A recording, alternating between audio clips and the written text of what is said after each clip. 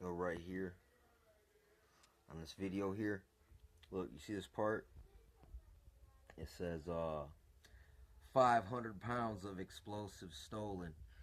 I know this is gonna sound really, really stupid, man. This might sound real stupid, but it doesn't surprise me. But this was a mission in the fucking game San Andreas, where you actually steal a bunch of weapons from the military on a train.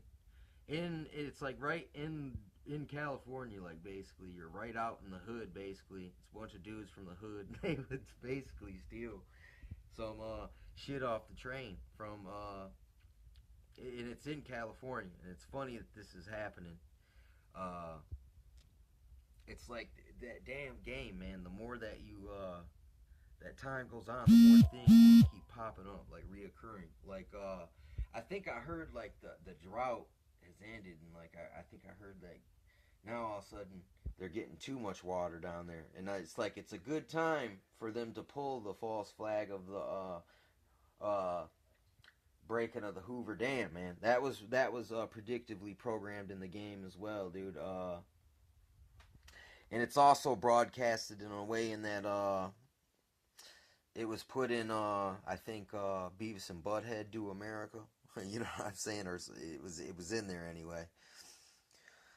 So and it was also in the San Andreas game, the one for PlayStation 2.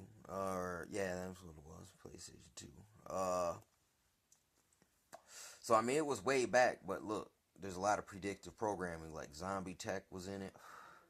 All these people taking pictures. You take all these strange pictures, and then it made me think of if you see something, say something that came out, and it showed people taking pictures. And in the game, that was one of your missions, was to go around and take pictures of like strange places and catch like weird events. Like like there's a Area 51 place out in the desert. Yeah, on the game, but it's just basically like a fictionalization of real life. There's a lot of people who write books that do it that way. Like this dude was telling me, he goes, "You ever think that people from the hood, they get out the game and they want to expose their life, but they can't. So instead, they like tell their life story, but they change around the names.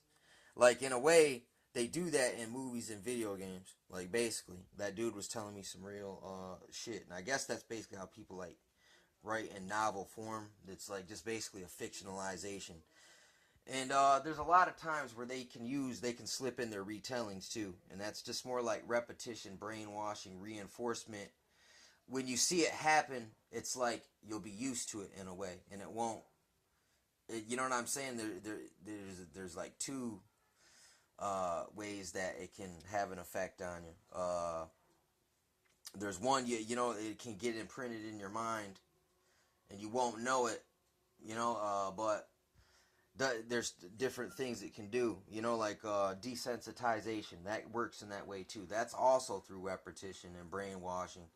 And they have been doing this to us in a way. So it's like it's in a way it breaks your will when it happens. It's kind of like you'll just accept it. You'll be more likely to accept it and not resist as much because you've been kind of scared into a kind of mild shell shock in a way. You know what I'm saying? But anyway, this could be. There's been a lot of drills going on. Straight up false flag crisis actor drills. Straight up crisis actor integrated capstone events, and all kinds of testing like martial law testing. So this might just be hype, but it could be real too. I mean, who knows, man? Somebody can they can pull stuff like that off, especially now.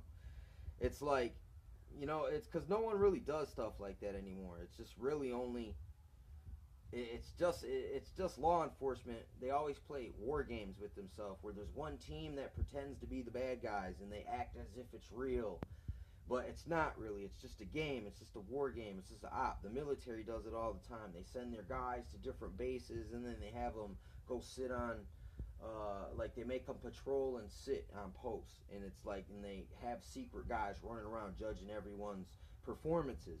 Same thing now. They just use the computer. It's like Jason Bourne. They'll have teams, man, and they'll have like a safe house set up with a bunch of dang cameras and shit in it, and they'll do it all covertly. And it's like, once again, this was just predicted in the new San Andreas, but it was talking about private security firms doing domestic operations, like doing some shit sizzle like this, like